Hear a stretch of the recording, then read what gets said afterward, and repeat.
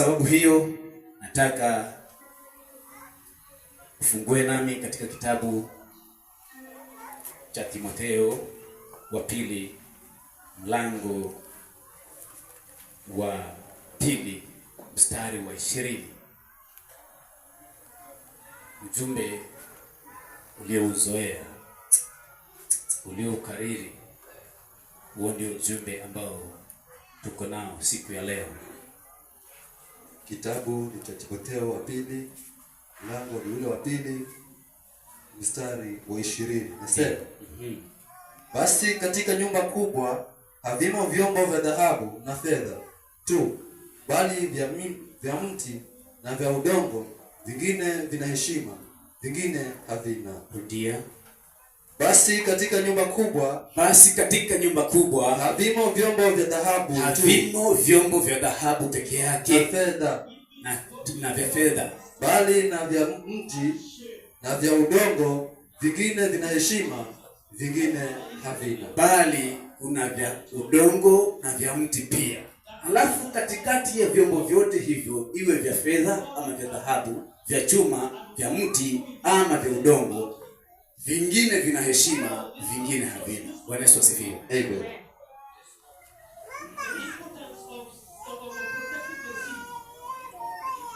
Leo tunataka kujifundisha kuhusu hilo neno hilo moja tu, kufanyika kuwa chombo. Bwana Yesu asifiwe. Kufanyika kuwa chombo.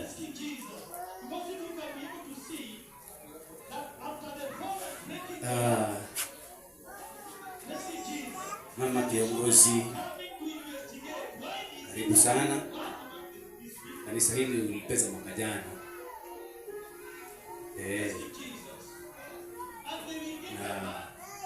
Na Mungu amelitunuku nguvu, limeendelea kukua na kusonga mbele.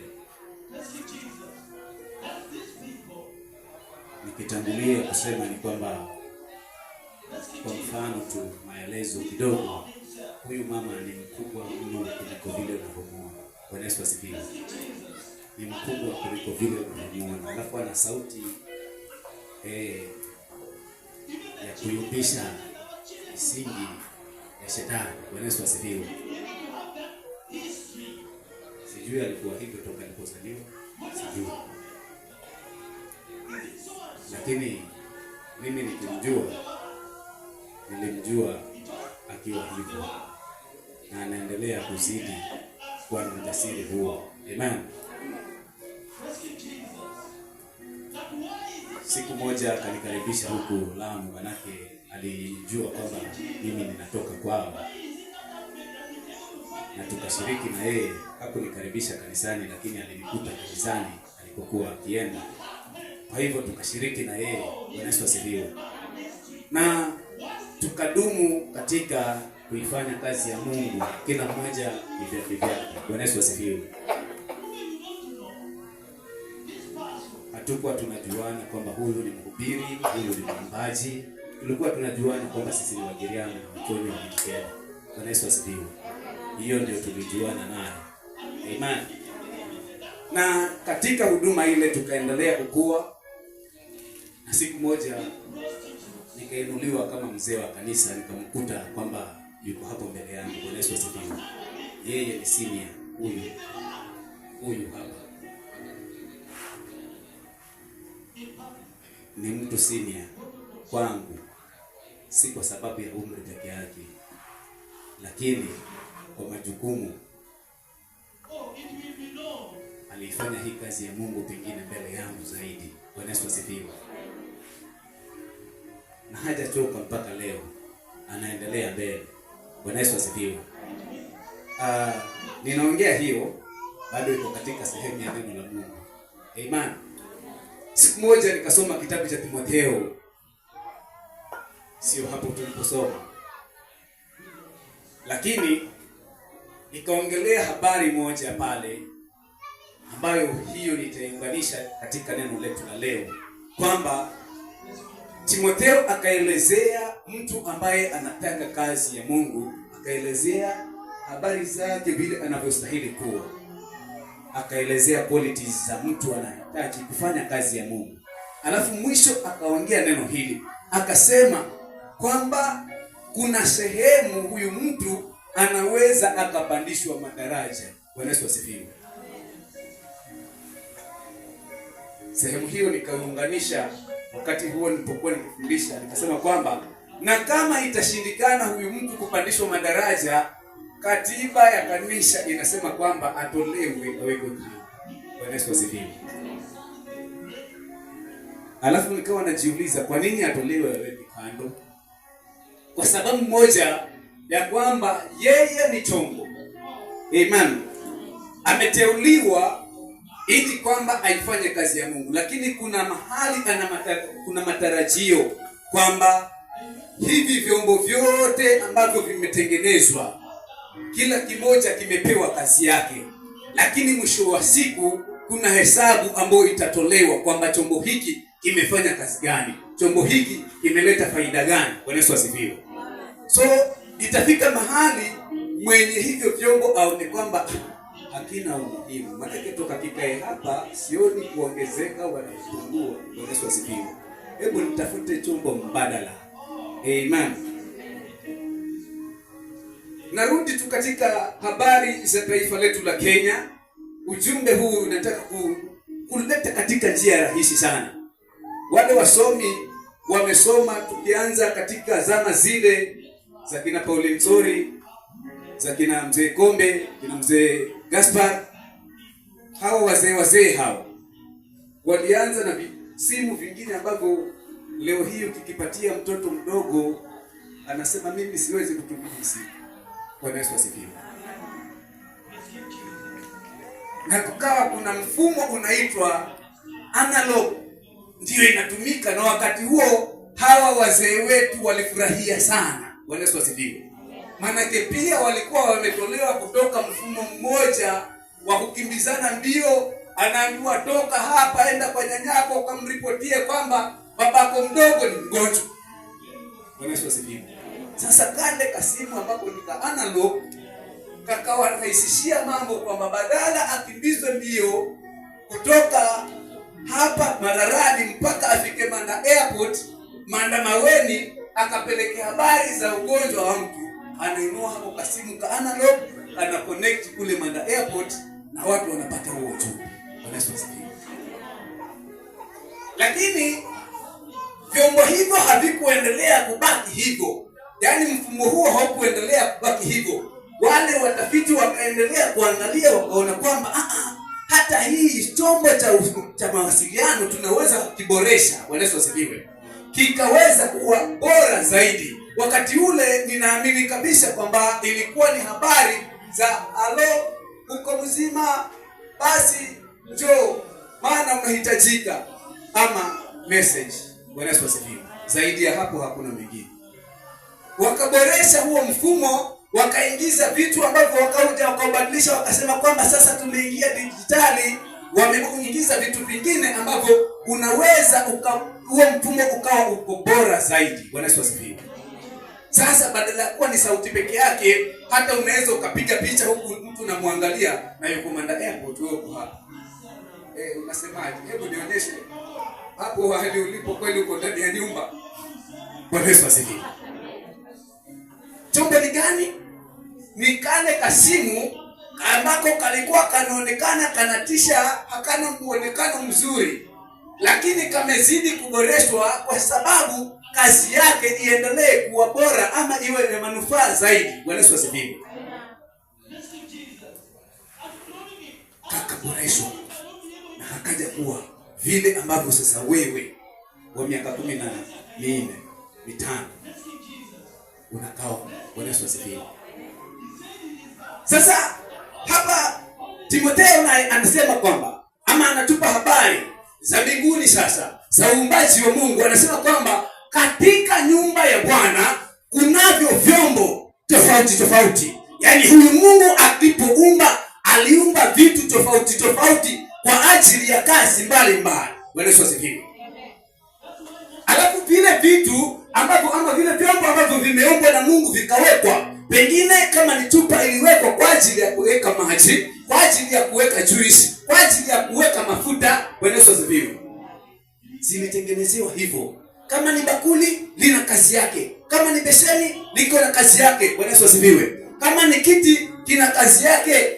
Amen. Lakini anasema kwamba vyombo hivi vilivyotengenezwa tayari, bado kuna vingine vinajipea heshima, vingine havina. Bwana Yesu asifiwe. Vingine ni vya udongo ndio, vingine ni vya dhahabu ndio, lakini vingine vina heshima, vingine havina. Amen. Ngeuke mwenzako mwambie hivi, Mungu akiangalia, akuangalia wewe anaona chombo. Bwana Yesu asifiwe. Wewe ni mtu kwa sababu nasema mimi wewe ni mtu. Ama huyo uliyekaa karibu na wewe anasema wewe ni mtu. Lakini Mungu akiwa mbinguni anaangalia duniani, anaona niko na vyombo.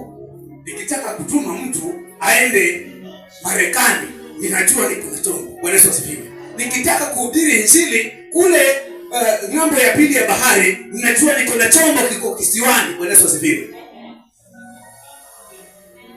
Amen. Amekuweka kama chombo. Kinaweza kuwa ni chombo kilichotengenezwa na udongo, bado kikiwa na heshima itatumika. Bwana Yesu asifiwe.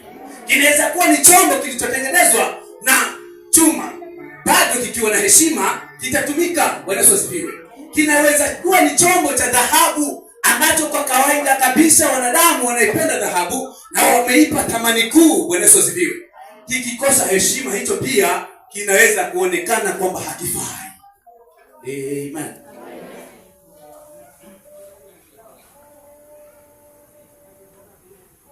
Sasa utaniuliza kitakosaje heshima?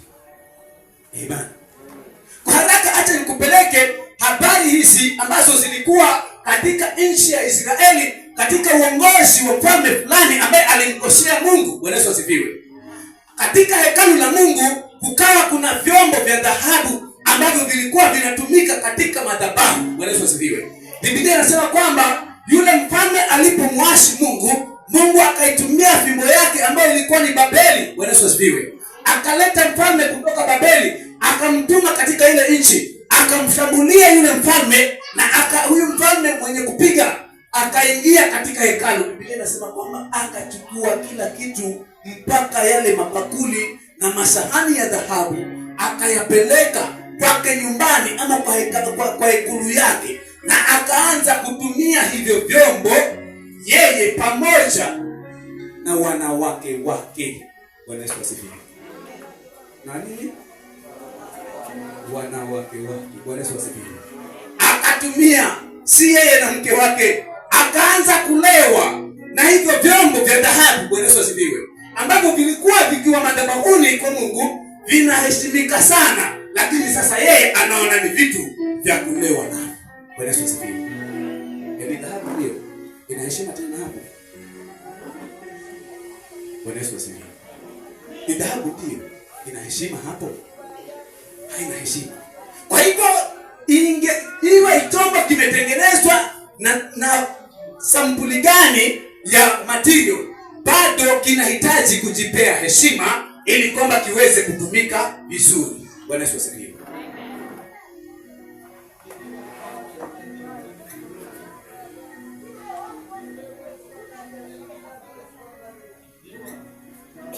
Huo ndio ujumbe wa leo.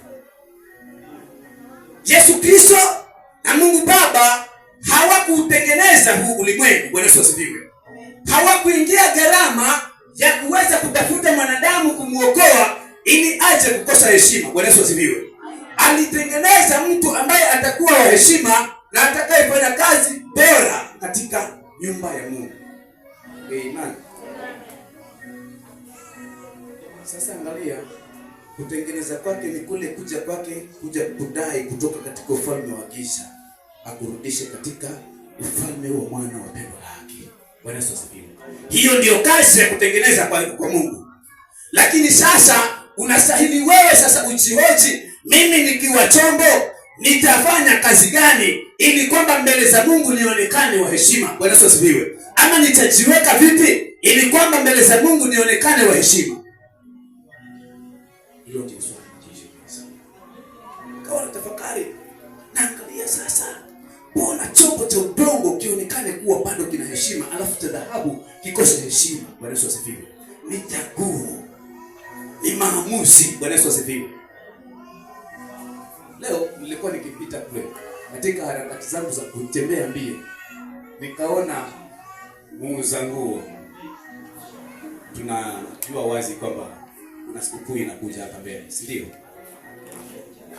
Kesho sikukuu, si kweli? Sasa nikakutana na jamaa ameweka mkokoteni pale, hii njia hii sijui inaitwa Kenyatta Road ama inaitwa Moi Road, hii sikukuu. Na anasema kwamba nguo za sikukuu hizo 100 na office wear 100.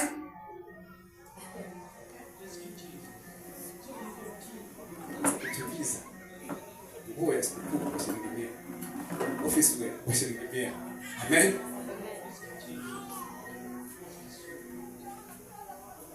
Dada, can you imagine office wear?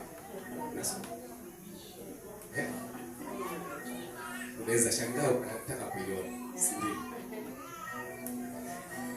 Amen.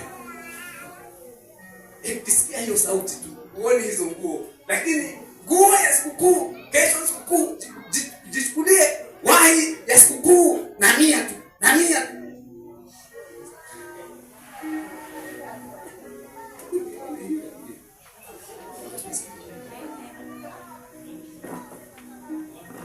Nataka kuambia nini? Kuna watu ambao walitengenezwa na udongo. Bwana Yesu asifiwe. Ama kuna vyombo vilitengenezwa na udongo lakini vimeng'ang'ana kujipea heshima. Bwana Yesu asifiwe. Yule jamaa anauza mtumba tena nimalize reject. Amen. Mtumba tena reject. Bwana Yesu asifiwe.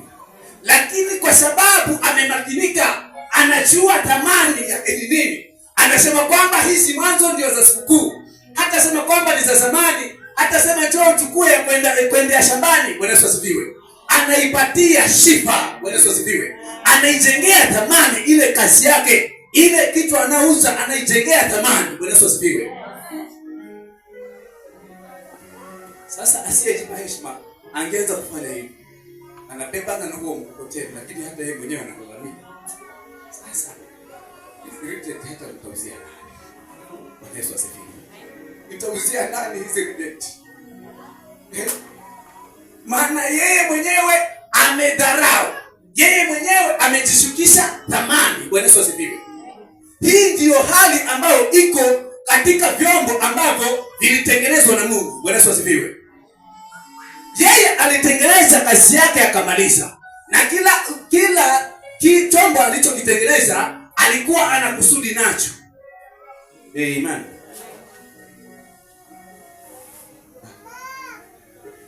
Saa hii tunakodisha, ndio maana tunaishi juu ya ghorofa. Bwana Yesu asifiwe. Saa hii tunakodisha, ndio maana tunaishi nyumba zilizopigwa plasta, zilipigwa rangi, zinang'ara. Bwana Yesu asifiwe. Ndani mpaka wewe pia ukianza kutafuta, unatafuta yenye tiles, si ndio? Bwana Yesu asifiwe. Lakini wangapi wanamaliza usingizi kwenye nyumba ya marara? Si ni wengi. Bwana Yesu asifiwe. Ushailala hata kwenye nyumba ya marara, si bado usingizi unaisha? Alafu kwa sababu unathamini kile ulicho nacho, hapo unakipa heshima. Hata ukiulizwa kwako ni wapi, unasema kwamba nilijenga nyumba ya room 3.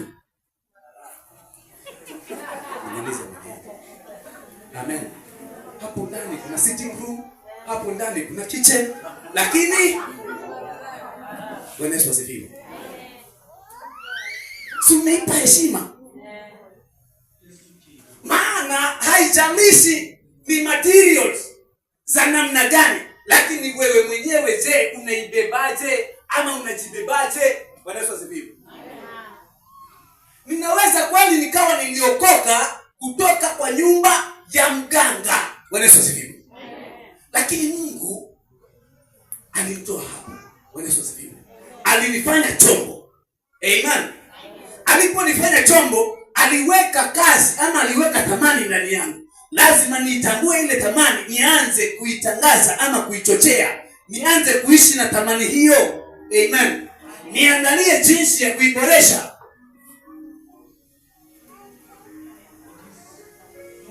Hali hii ya kutotambua ni chombo gani na unatakiwaje imesababisha madhara mengi hata katika ufalme wa Mungu. Ukirudi katika wale watu ambao walipewa talanta,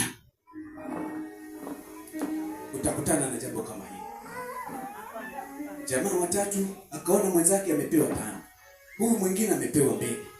Alafu mimi nimepewa 1. Hata nitaifanyia kazi gani? Bwana Yesu asifiwe. Sasa ngoja niulize. Kuna wamama hapa watu kupatia shilingi 1000 wanasema sasa hivi. Wote kapime. Alafu kuna mama mwingine akipewa hata 500 amefikiria hizi 500 kilo moja ya tomato kule sokoni kwa wholesale ni shilingi 50. Nikianza kuzungusha huku ama nikiweka kwa kibanda yangu nitaziuza 2. Kwa hivyo nitapata 70 kwa kilo moja. Niongeze 20. Amen.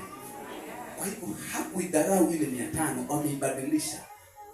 Na kwa muda mfupi inakuwa kitu ya thamani kuliko vile ilivyokuwa. Bwana Yesu asifiwe. Unaweza kujidharau kwa sababu ya mahali umetoka, kwa sababu ya malezi uliyopitia, kwa sababu ya jinsi unavyokaa saa hii. Lakini wewe Mungu alikutengeneza chombo cha thamani. Sasa unachohitajika ni kujipa heshima ili chombo hiki kiendelee kutumika na kuleta faida mbele za Mungu. Amen. Wamesema kwamba huyu ni simia wangu. Amen. Na kule kunaliwa mayai. Siko. Akubali tu. Si uniunge mkono. Kama utasema utasema. Bwana Yesu asifiwe. Tukakaa kwa mkutano, tukaamua kwamba tununue masahani na vikombe vya kunywa chai na mkutano wa wazee. Bwana Yesu asifiwe. Alafu baada ya mkutano huo wakanihamisha. Na vikombe tumenunua. Masahani ya kuwekea mikate iko pale. Bwana Yesu asifiwe. Amen. Na nikatomolewa destination, nakwambia sikuamini. Amen. Sikuwa najua Mararani. Nilikuja kujua nimekuja kwa ibada ya kwanza na ndio sitatoka tena. Amen.